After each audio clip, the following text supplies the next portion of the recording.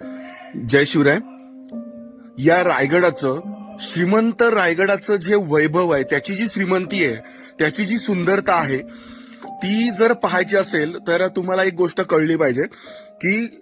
जवळजवळ 1656ला रायगड घेतल्यापासून ते अगदी राज्याभिषेकापर्यंत रायगडाची जडणघडण चालू होती. त्याचं बांधकाम चालू होतं आणि ते बांधकाम चालू असताना लाखो टन दगड रायगडाच्या या डोंगरांमधून काढला जात होता आणि तो काढलेला दगड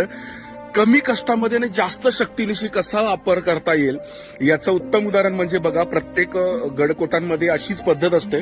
की ही जी समोरची बाजू आहे, फ्रंट म्हणजे कुठल्याही दगडांची जी समोरची बाजू आहे दिसणारी, ती व्यवस्थितपणे कोरलेली असते आणि त्याची जी आतली बाजू आहे बघा, इथे दाखवतो तुम्हाला, ही समोरची बाजू आहे इथे आणि ही व्यवस्थितपणे कोरलेली आतली बाजू आहे ही ओबडधोबड ठेवली आहे, कारण कष्ट वाचवलेला आहे जास्त करून, कारण हा भाग आतमध्ये बांधकामात जाणार आहे. इथे